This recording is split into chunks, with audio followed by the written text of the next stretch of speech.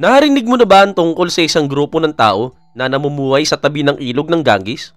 Mga nilalang na kumakain mula sa bungo ng tao, pinapahiran ng kanilang katawan ng abo ng mga labi, at itinuturing na banal ng ilan pero kinatatakutan ng iba. Sino nga ba talaga sila at bakit nila piniling manirahan sa lugar ng cremation, malayo sa civilization at gumawa ng mga ritual na para sa atin ay parang imposible at nakakatindig balahibo? Alamat lang ba ito na pinalaki lang ng kwento-kwento? O talagang may isang sekta na siyang naniniwala na ang kamatayan mismo ang daan papunta sa kaliwanagan? Sa ngayong araw na ito, sisilip tayo sa madilim at misteryosong mundo ng Aghori. Ang pinaka-extreme na sekta sa India na tahasang hinahamon ng hangganan sa pagitan ng banal at marumi, ng buhay at kamatayan, ng tao at ng Diyos. Umupo ka lang dyan pero huwag ka masyadong mag-relax dahil ang maririnig mo sa ngayon ay maaaring baguhin ang pananaw mo tungkol sa buhay at kamatayan magpakailanman. Pero bago natin simulan yan, kung bago ka pa lamang sa aming channel, huwag mo sana kalimutan na mag-subscribe para naman lagi kang updated sa mga ganitong uri ng video. Imagine mo, may isang grupo ng tao na kusang lumalayo sa pamantayan ng lipunan. Namumuhay sa gitna ng mga labi, nagme-meditate sa mismong lugar ng cremation, at gumagawa ng mga bagay na para sa atin ay parang kakaiba. Pero hindi sila kriminal, hindi rin sila simpleng kakaibang tao, sila ang mga Aghori. Ang Aghori ay isang sinaunang sekta ng mga mitisismo mula sa India, isang sangay ng napakatandang tradisyon ng Hindu na nakatuon sa pagsamba kay Lord Shiva. Pero wag mo silang ihalo sa karaniwang sadhu. Ang Aghori ang kumakatawan sa pinaka-extreme na anyo ng pagsamba kay Shiva, ang Diyos na kilala bilang tagapagwasak at Panginoon ng oras at kamatayan. Pinaniniwalaang nagsimula ang sekta na ito noong ika-14 hanggang ika-17 siglo bilang mas radikal na sanga ng Kapalika, isang sinuunang grupong deboto rin kay Shiva. Mula pa noon, kilala na ang mga Kapalika sa kanilang hindi karaniwang mga ritual at mga espiritual na gawain. Naniniwala ang mga Aghori na sa pagtanggap at pagharap sa mga bagay na pinakakinakatakutan ng tao tulad ng kamatayan, labi, dugo at kahit dumi, maaabot nila ang moksha, ang ganap na kalayaan ng espiritu. Para sa kanila, wala talagang marumi, lahat ay anyo ng Diyos. Sinisira nila ang lahat ng panlipunang hangganan, hindi dahil sa rebelyon, kundi bilang pinakamataas na anyo ng spirituality. Sa paniniwala ng Aghori, kung ang Diyos ay nasa lahat ng bagay, wala ni isang bagay ang dapat ikadiri ng tao. Kasama na rito ang labi, kasama ang libingan, at kasama pati ang konsepto ng kasalanan. Para sa mga Aghori, walang pagkakaiba ang banal at marumi, mabuti at masama, maganda at nakakasuka. Lahat ng ito, ayon sa kanila, ay ilusyon lang ng mundong material. Namumuhay sila sa mga sitwasyong sobrang extreme, hindi para magpasikat, kundi para wasakin ng ego, patayin ng takot, at tuluyang makiisa kay Shiva. Isipin mo ang isang lungsod na hindi kailanman natutulog, hindi dahil sa mga ilaw o ingay, kundi dahil sa apoy ng cremation na hindi nawawala, araw at gabi, taon matapos ang taon. Ito ang Varanasi, isa sa pinakamatandang lungsod sa buong mundo na hanggang ngayon ay buhay at itinuturing na banal ng mga Hindu. Hindi ito karaniwang tirahan. Sa Varanasi, ang kamatayan ay hindi nakakatakot. Ito ay tinatanggap bilang pintuan papunta sa pagpapalaya. Ang ilog Ganges naman na dumadaloy sa gitna ng lungsod ay pinaniniwalaang nakakapaglinis ng kasalanan, kahit pa kasalanang dala ng maruming buhay. Kaya dito dinadala ng mga Hindu ang mga mahal nila sa buhay upang isailalim sa cremation sa pag-asang makamit ng kanilang kaluluwang moksha. Pero para sa Aghori, ang lugar na ito ay higit pa sa banal. Ito ang kanilang espiritual na laboratorio. Dito nila inahasa ang pinakamalalim na anyo ng katahimikan ng isip sa gitna ng amoy ng nasusunog na laman at mga hikbi ng pamilyang nagluluksa. Para sa kanila, ang mga cremation ground tulad ng Manikarni Kagat ay hindi nakakatakot. Ito mismo ang sentro ng kanilang espiritual na pagsasanay. At kung tinatanong mo naman kung bakit sa gilid ng ilog Ganges, dahil para sa kanilang paniniwala, ang Ganges ay pisikal na anyo ng Diyosang Ganga, ang naggagabay sa mga kaluluwa papunta sa mundong espiritual. Ang pagligo sa tubig nito ay hindi simpleng ritual. Ito ay pagsasanib ng sarili sa banal na energy. At dahil ang mga labi sa paligid ay simbolo ng pagiging mortal, natutuwang Aghori na bitawan ang pagkakahawak sa katawan, sa takot, at sa mismong ideya ng buhay. Dito nila hinahamon ng mismong hangganan ng pag-iral, umupo sa tabi ng kamatayan para maunawaan ang tunay na kahulugan ng buhay. Para sa karamihan ng tao, ang kamatayan ng katapusan, isang madilim na puntong pumapatay sa liwanag ng buhay. Pero hindi ito ang pananaw ng Aghori. Tinitignan ng Agori ang buhay at kamatayan bilang isang kabuuan, parang araw at gabi sa isang tuloy-tuloy na cycle. Hindi sila naniniwala sa mga hangganan na ginawa ng lipunan, banal at marumi, maganda at nakakasuka, liwanag at dilim. Para sa kanila, lahat ay bahagi ng isang banal na kamatayan. Sa turo ng Agori, lahat ng nilalang ay pagpapakita ng Diyos na si Shiva, kasama ang dumi, dugo, labi at maging tao mismo. Kaya naman sinasanay nila ang sarili na tanggapin ang lahat, kahit ang pinaka-extreme na bagay bilang wagas na presensya ng banal. Dito, hinahanap ng Agori ang spirituality sa mga lugar na pinakakinakalimutan ng tao, sa mga libingan, cremation ground at sa paligid ng mga labi na itinuturing na marumi. Naniniwala sila na dito matatagpuan ang pinakapuro at pinakamalakas sa presensya ni Shiva sa pinakamasalimuot at masakit na bahagi ng mundo. Dito rin bukas ang pinakamalaking possibility para sa kaliwanagan. Pagdating naman sa reincarnation, malalim ang pananaw ng Agori. Naniniwala sila na ang kaluluwa ay muling isinisilang ng paulit-ulit na nakakabit sa karma hanggang sa tuluyan nitong bitawan ang mga pagkakakabit sa mundo ng material at muling makikiisa kay Brahman, ang pinakamataas na kamalayan. Subalit hindi tulad ng karaniwang debotong Hindu na nakakamit ang kalayaan sa pamamagitan ng dasal at debosyon. Ang Agori ay dumaraan sa isang landas na puno ng hamon, hinaharap ang takot, pagkadiri, at paghihirap ng direkta. Para sa kanila, tanging sa pagdaan sa pinakamadilim na bahagi ng sarili mo, makakamit mo ang tunay na kalayaan. Sa gilid ng ilog Ganges, kapag nilamon ng gabi ang huling liwanag, makikita ang mga labi na hindi pa nasunog, nakahiga sa pagitan ng abo at kalahating nasusunog na kahoy. Dito makikita ang isang Agori, nakaupo sa lotus position, may mukha na payapa at tahimik. Dahan-dahan, kukuha siya ng isang piraso ng laman mula sa katawan at ito ay kakainin. Hindi ito krimen o kalupitan, ito ay sagradong ritual. Ito marahil ang pinakanakakagulat sa lahat ng gawin ng Agori. Hindi ito para sa sensation at hindi rin para makasakit. Hindi sila kumikitil o nagnanakaw ng labi. Ginagamit lamang nila ang katawan na iniwan o lumulutang bilang simbolo ng ganap na pagsuko sa Diyos. Sa kanilang paniniwala, walang marumi. Ano man ang kondisyon ng katawan ng tao, ito ay nilikha ng banal. Sa pamamagitan ng pagkain ng laman, winawasak nila ang pagkadiri at pagkakakabit sa katawan na itinuturing nilang ilusyon lamang sa mundong panandalian. Ang ritual na ito ay pinakamataas na anyo ng kalayaan mula sa ego. Ginagawa lamang ito ng mga Agori na nakarating na sa isang tiyak na antas ng espiritual na kamalayan. Kapag tinignan mo ang isang Agori, ang unang kapansin-pansin ay ang kanilang katawan, balot sa puti hanggang kulay abo na abo. Subalit hindi ito ordinaryong abo. Ito ay abo mula sa mga katawan ng mga labi na sinunog sa gilid ng ilog ng Ganges. At kung muli mong itinatanong kung bakit nila ito ginagawa, sa spirituality ng Agori, ang abo ay simbolo ng wakas ng lahat. Mga bagay na patay, katawan ng tao, ego, at maging ang mismong buhay. Ang abo ay siyang sumasagisag sa pagiging mortal at sa pamamagitan ng paglalagay nito sa buong katawan, ipinapayag ng Agori na sila ay namatay na para sa mundo at nabubuhay lamang para sa espiritual na katotohanan. Ang pagbalot ng sarili sa abo ng labi ay hindi lamang simbolo. Isa rin itong physical na meditation na kung saan winawasak nila ang lahat ng kahiyan, pagkadiri at takot sa katawan ng patay na. Sa ganitong paraan, nararamdaman nila ang mas malapit na koneksyon sa kadalisayan at katawan, isang estado na makakamtan lamang kapag tuluyang winasak ang ego. Para sa Agori, ang abo ay hindi marumi, ito ay banal na kasuotan. Sinusuot nila ito hindi upang takutin ng iba, kundi bilang paalala, lahat ng buhay ay magiging abo balang araw. Ang kapala o tengorak ng tao sa Sanskrit ay hindi lang simpleng bagay para sa Agori. Ito ay sagradong kasangkapan. Ginagamit nila ang tengorak bilang tasa para uminom ng tubig, gatas, kahit talak bilang bahagi ng kanilang spiritual na ritual. Subalit hindi basta-basta pinipili ang tengorak. Ito ay pinipili at pinapabanal sa pamamagitan ng particular na ritual.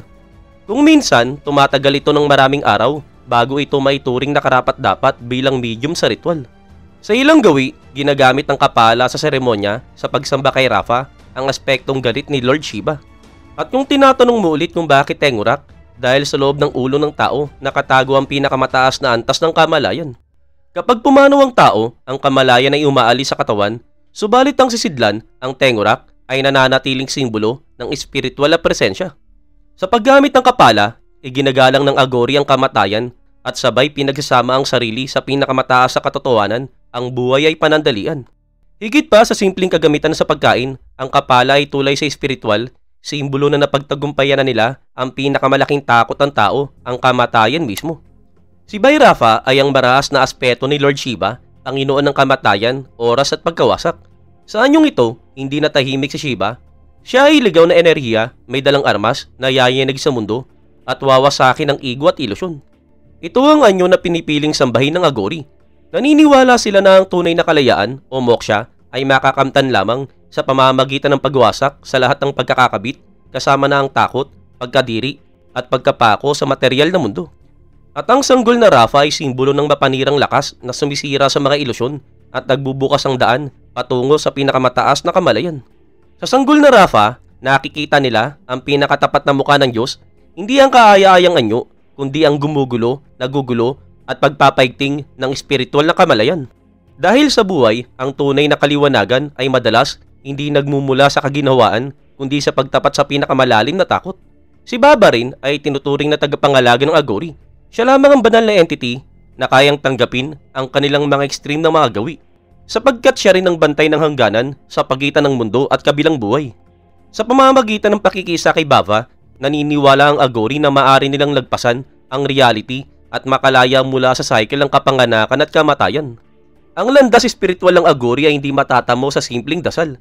Sila ay sumusunod sa sadhana, isang mabigat at tahimik na practice na isinasagawa sa mga cremation ground sa kalagitnaan ng gabi, minsan sa physical at mental extremity.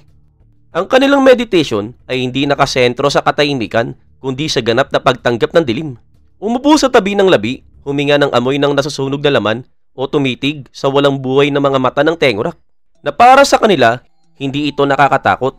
Ito ay pagsasanay ng isip para talunin ng sariling ego. Gumagamit ang mga Aghori ng mga tantric na mantra, lalo na sa panawagan ng enerhiya ng Vairava o Mahakali.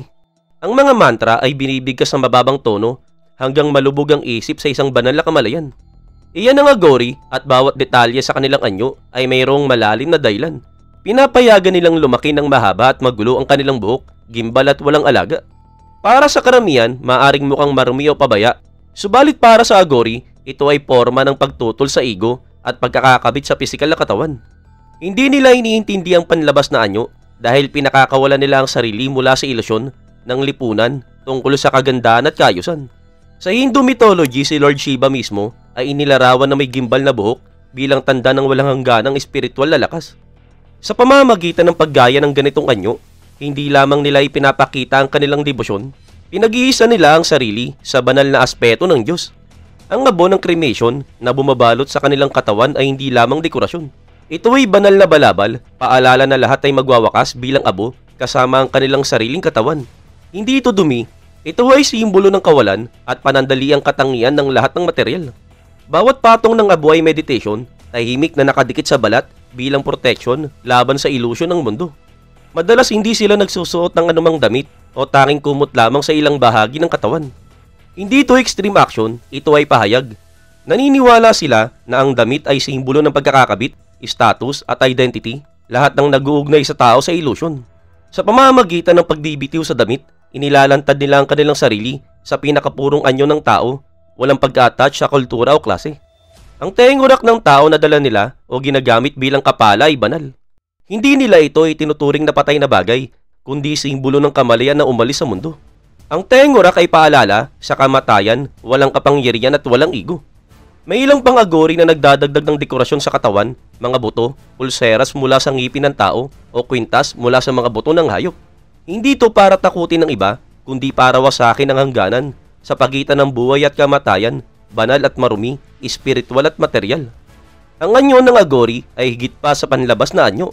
Ito ay visual na wika ng kanilang pakikibaka sa loob ng sarili, paraan para ipakita na iniwan na nila ang mundo bago pa man mamatay ang kanilang katawan.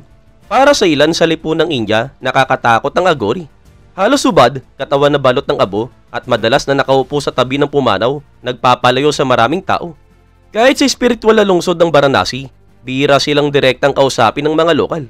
Iginagalang sila, subalit mayroong talagang distansya. Sa likod ng takot, may lihim na paghanga. Maraming naniniwala na may supernatural na kapangyarihan ng Aghori. Nakakagamot ng mga malulubang sakit, nagpapaalis ng masamang espiritu, o nagbibigay ng napakalakas na biyaya. Kaya sa oras ng depresyon, may mga tao na naghahanap sa Aghori humihingi ng tulong kahit may kaba o pag-aalinlangan.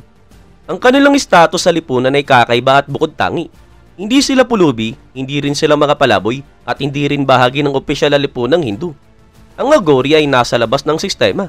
Tinanggihan nila ang lahi, tinanggihan ang kayamanan, at kahit ang pangalan ay hindi mahalaga sa kanila. Sa lipunang nakaugat ang lubang regulation, ang Aghori ay parang spiritual na anomaly. Itinatanggi ang lipunan, subalit hinahangaan sa mythical na paraan. Tinatanggihan sila bilang mga tagapangalaga ng pinakasinauna at pinaka-extreme na tradisyon ng Hinduismo. Sila ang kumakatawan sa madilim na bahagi ng spirituality. Bihira itong pag-usapan, pero hindi may kakailang kanilang presensya. Kahit sa mga malaking festival tulad ng Kumbela, kung saan milyong-milyong deboto ang nagtitipon, ang presensya ng Aghori ay laging nakakatawag ng pansin, hindi dahil sa dami nila, kundi dahil sa kanilang aura. Para sa karaniwang tao, ang Aghori ay puzzle ng buhay. Santo ba sila o kakaiba? Naghahanap ba sila ng Diyos o natagpuan na nila ito sa kadiliman? Ang sagot dito ay talagang hindi malinaw. Kapag narinig mo ang pangalang Aghori, ano ang unang pumapasok sa isip mo? Isa bang nakakatakot na creature na kumakain ng labi? Isang itim na mangkukulam na gumagawa ng kakaibang ritual sa gabi? O isang spiritual na tao na hindi matitinag sa mundong material? Subalit ang tanong, totoo bang nangyayari ang lahat ng ito o alamat lang na lumalago dahil sa takot at kawalan ng kaalaman?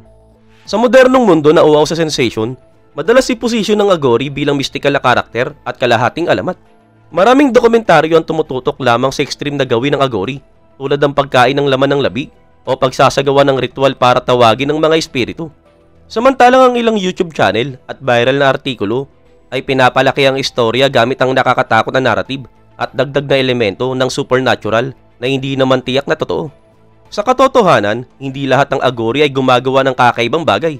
Ilan lamang ang talagang sumusunod sa pinakamadilim na landas tulad ng pagkain ng laman ng labi o paninirahan sa cremation ground. Ang karamihan ay mas nakatuon sa meditation, pagmumuni-muni sa sarili at tahimik na paghahanap ng espiritual na kaliwanagan. Mayroong ding alamat na ang Aghori ay nangunguha o gumagamit ng itim na kapangyarihan para makapanakit ang iba.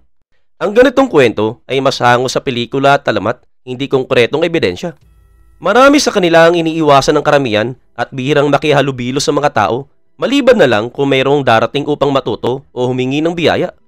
Malaki ang papel ng media sa paghubog ng imahe ng Aghori bilang nakakatakot, mga gimbal na buhok, tengorak, abo at labi. Subalit ang lahat ng ito ay mayroong malalim na espiritual na kahulugan na hindi lamang nakukuha sa kamera o sensationalize sa pagtatampok. Sa kabilang banda, hindi may kakaila na ang ilan sa kanilang mga gawi ay totoo at controversial. Subalit kadalasan, nawawala ang konteksto sa mga popular na narrative. Ginagawa nila ito hindi para sa terror o panliligaw, kundi upang lampasan ang limitation ng reality at tuklasin ang pinakamataas sa kahulugan ng pagkakaroon. Kaya naman lahat ba ng kwento tungkol sa Aghori ay totoo? Ang sagot dito ay hindi lahat. Subalit totoo ba silang alamat? Ang sagot dito ay hindi rin. Ang Aghori ay tunay na umiiral, subalit ang reality nila ay mas komplikado, mas malalim, at mas espiritual kaysa sa simpleng nakakatakot na kwento. Pagkatapos nating siyasatin ng madilim, misteryoso at puno ng tanong na mundo ng sekta ng Aghori, makikita natin talaga ang isang bagay. Ang nakakatakot sa ibabaw ay hindi laging masama sa loob. Ang Aghori ay hindi tungkol sa takot o kalupitan. Sila ang pinakatapat na salamin ng spirituality na matapang, spirituality na hindi natatakot sa kamatayan, pagkadiri o katahimikan. Sila ay namumuhay sa gilid ng mundo, subalit ang layunin nila ay hindi umiwas sa buhay. Sa halip, sila ay lumalalim sa loob nito, hinaharap ang ilusyon, sinunog ang ego, at nilupig ang takot sa kakaibang paraan.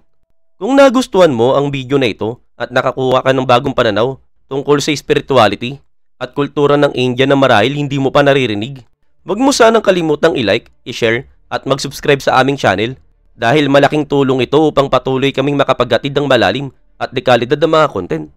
Maraming salamat sa panonood hanggang dulo at magkikita muli tayo sa next pa naming video.